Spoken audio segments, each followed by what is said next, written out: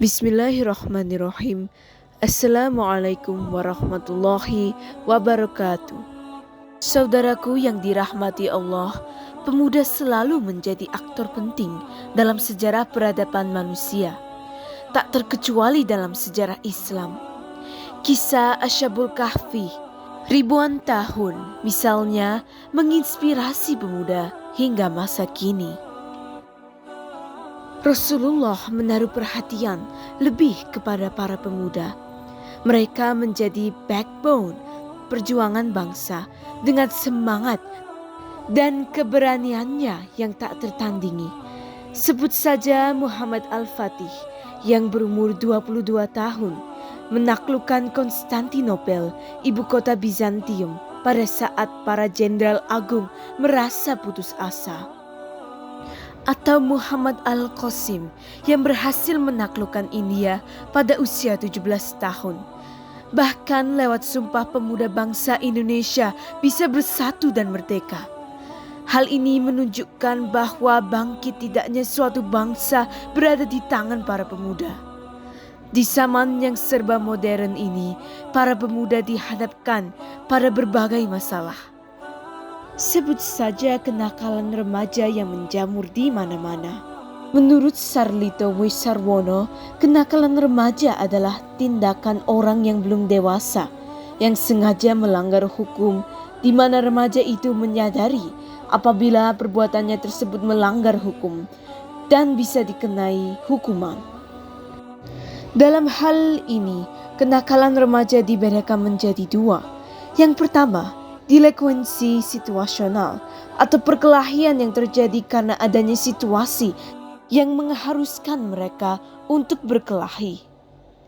Yang kedua, delinkuensi sistematik, yaitu perkelahian karena para remaja itu berada dalam geng yang mengharuskan anggotanya untuk mengikuti aturannya. Tragedi tawuran berdarah Depok antara MTS Hidayatul Umam dan SMK Tadika yang menewaskan 3 pelajar. Betapa mengerikan, bersimbah darah dan meregang nyawa dalam usia muda. Juga tawuran pelajar Tambora yang menewaskan seorang pelajar. Ia dikeroyok dan tubuhnya terjepit. Senjata tajam, betapa memilukan, betapa menyayat hati. Pemuda itu belum sampai pada cita-citanya, harus terenggut nyawanya. Lantas, faktor apa saja penyebab perkelahian antar pelajar? Rational choice, yaitu tawuran karena adanya faktor individu atau kemauan sendiri. Kedua, social disorganization, yaitu perkelahian karena faktor lingkungan. Ketiga, strain, yaitu perkelahian pelajar karena adanya tekanan dari masyarakat. Masyarakat yang suka memamerkan kekayaan menimbulkan konflik. Yang keempat, differential association, yaitu perkelahian yang disebabkan oleh salah pergaulan. Yang kelima, labeling, yaitu cap yang sering diberikan masyarakat. Seorang yang baik namun selalu dicap buruk bisa termotivasi untuk berbuat buruk. Yang keenam, male phenomenon, yaitu perkelahian karena masalah jenis kelamin. Misal seorang siswa laki-laki dianggap lebih nakal dari siswa perempuan. Sebagai seorang muslim, kita wajib berikhtiar untuk mencegah perilaku menyimpang tersebut. Hal ini bisa dilakukan dengan cara 1.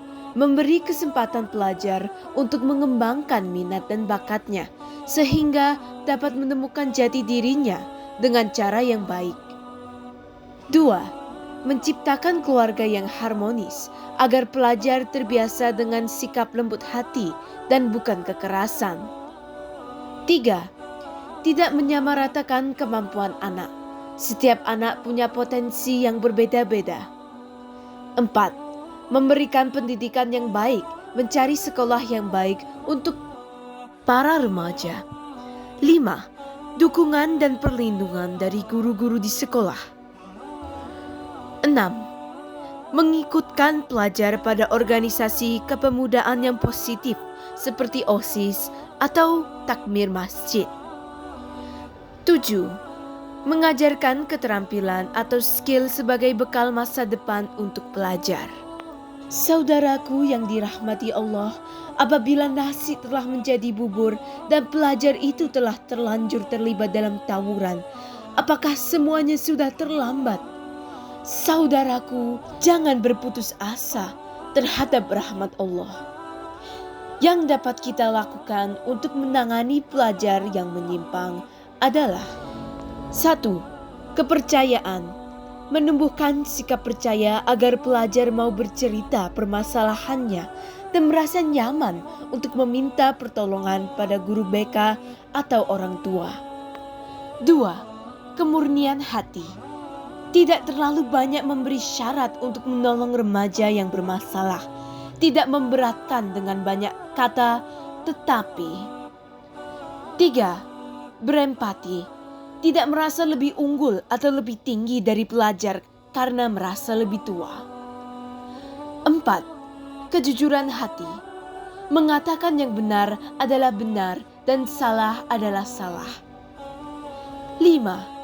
Melihat dari kacamata pelajar, tidak memaksakan kehendak dari opini guru atau orang tua. Mencoba menjadi pelajar dan merasakan apa yang mereka rasakan. Di negara Indonesia, seseorang dapat dikenai hukum apabila telah berusia 17 hingga 18 tahun. Namun, dalam pandangan Islam, apabila seseorang telah balik, maka semua perbuatannya, baik dan buruk, telah menjadi tanggung jawabnya. Islam sangat membenci anarkisme. Islam adalah agama yang mencintai perdamaian, seperti yang dicontohkan Rasul dalam Piagam Madinah, berupa kesepakatan damai dalam menjalankan agama masing-masing bagi seluruh lapisan masyarakat, yaitu kaum muhajirin, Anshor, Yahudi, dan Nasrani. Hal itu tepat seperti firman Allah dalam surat Al-Anbiya ayat 107 yang berbunyi, "Dan tiadalah kami mengutus kamu Muhammad, melainkan untuk menjadi rahmat bagi semesta alam." Selain hal perkelahian pelajar, tantangan bagi pemuda lainnya adalah Homer. Homer diartikan sebagai segala apapun yang memabukkan dan merusak akal sehat, termasuk di dalamnya narkoba. Dalam hadis Ahmad dan Abu Daud, Rasulullah bersabda, "Setiap yang memabukkan adalah Homer, dan setiap Homer diharamkan." Dengan tegas, bahkan Homer dikatakan induk dari segala kemaksiatan. Homer mampu menghancurkan akal dan kesehatan generasi muda. Dan jika generasi muda telah hancur, maka apalagi kekuatan umat Islam. Dalam surat Al-Isra ayat 26 hingga 27, Allah menyebutkan bahwa meminum Homer adalah perilaku syaitan. Padahal setan itu sendiri adalah musuh utama bagi manusia. Karena itu, wahai generasi muda, jangan pernah mencoba menggunakan Homer, karena ancaman Allah sudah jelas nyata adanya. Ketika Rasulullah datang ke kota Madinah, banyak penduduk Madinah yang masih meminum Homer dan memakan uang hasil judi. Hal itu menyebabkan Allah menurunkan surat Al-Baqarah ayat 219 yang berbunyi, "Telak jika kamu tergelincir setelah bukti-bukti nyata sampai kepadamu. Ketahuilah bahwa Allah Maha Perkasa, Maha Bijaksana." Namun, penduduk Madinah menganggap bahwa hal tersebut hanyalah sebagai dosa besar dan bukan perbuatan haram, sehingga sebagian mereka masih meneruskan perilaku itu. Hingga pada suatu saat, ketika sahabat Abdurrahman sholat menjadi imam sholat dan membaca surat Al-Kafirun, tetapi bacaannya itu ngawur dan keliru karena dia dalam keadaan mabuk. Maka turunlah firman Allah, "Jangan kalian sholat sedang kalian dalam keadaan mabuk." An-Nisa ayat 43. Namun hingga saat itu belum ada larangan yang dengan jelas melarang Homer. Lalu sahabat Umar bin Khattab berkata, "Ya Allah, berikanlah kami penjelasan tentang masalah Homer ini dengan penjelasan yang memuaskan."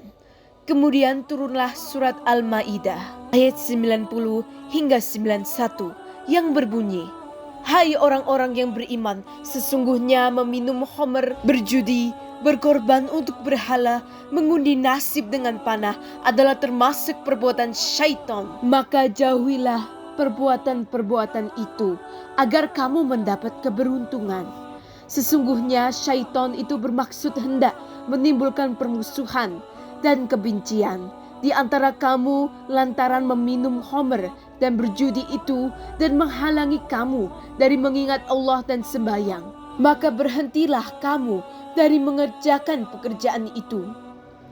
Setelah mendengar Rasul membacakan ayat tersebut, sahabat Umar berkata, Kami berhenti."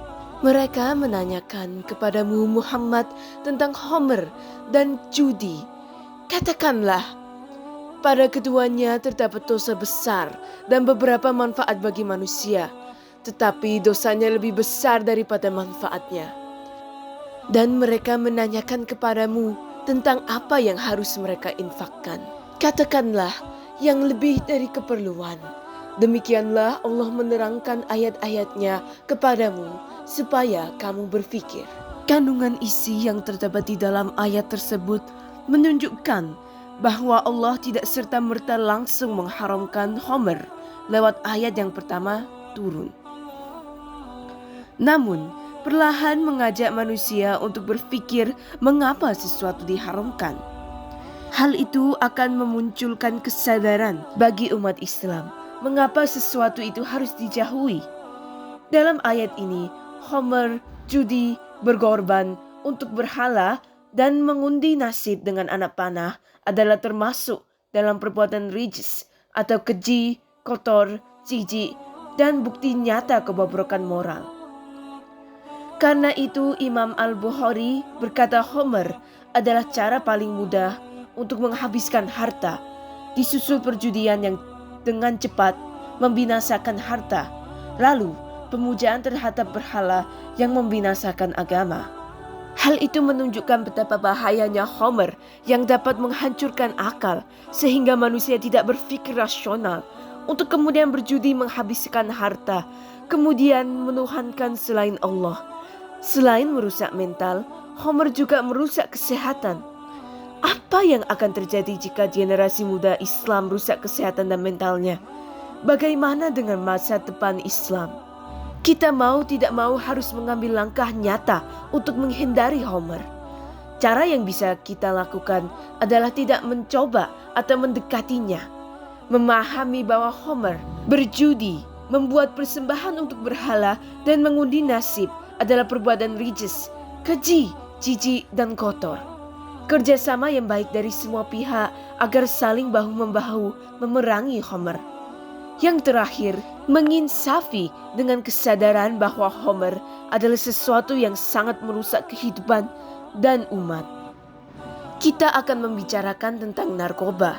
Kita akan membahas narkoba dari sudut pandang Islam dan sudut pandang negara. Dalam Islam, narkoba dimasukkan dalam kategori Homer karena dapat memabukkan atau menghilangkan kesadaran seseorang. Seperti sabda Rasul dalam hadis riwayat Abu Daud. Setiap yang memabukkan adalah Homer dan setiap yang memabukkan adalah diharamkan. Urutan ayat tentang Homer dalam Al-Quran adalah surat An-Nahl ayat 67. Bahwa kurma dan anggur dapat menghasilkan dua yang berbeda, yaitu Homer dan rezeki yang halal. Kemudian surat Al-Baqarah ayat 219 yang memberikan isyarat dengan jelas bahwa Homer harus dihindari. Kemudian surat An-Nisa yang dengan tegas melarang agar tidak mabuk mendekati waktu sholat. Kemudian surat Al-Maidah ayat 90 yang dengan tegas mengharamkan Homer sepanjang waktu. Begitu besar kerugian akibat Homer, Islam menggolongkannya sebagai perbuatan syaitan dalam surat Al-Isra ayat 27. Setelah membahas narkoba dari sudut pandang Islam, kita akan melihat narkoba dari sudut pandang hukum Indonesia. Narkoba diartikan sebagai nar, narkotika, ko, psikotropika, dan bahan-bahan adiktif. Dalam UU nomor 35 tahun 2009 tentang narkotika, kemudian zat itu dibedakan menjadi 3 golongan. Narkotika adalah zat atau obat yang berasal dari tanaman atau bukan tanaman, baik sintesis maupun semisintesis, yang dapat menyebabkan penurunan atau perubahan kesadaran, hilangnya rasa sakit, maupun sintesis bukan narkotika yang berkhasiat psikoaktif melalui pengaruh selektif pada susunan saraf pusat yang menyebabkan perubahan khas pada aktivitas mental dan perilaku. Terakhir yang akan kita pelajari adalah judi. Dalam bahasa Arab, judi adalah al-maisir atau qimar. Kedua kata itu mengacu pada permainan peluang. Dari pengertiannya, judi adalah permainan yang menggunakan barang berharga sebagai taruhannya. Inti dari judi adalah permainan peluang yang tidak berdasarkan keahlian atau kemampuan analisis. Orang yang berjudi tidak bisa prediksi kapan ia menang atau kalah. Dalam kajian ilmiah, perilaku judi tergolong patologi sosial sebagaimana dinyatakan ahli psikologi dari Universitas Pendidikan Indonesia, Upi Kartini Kartono.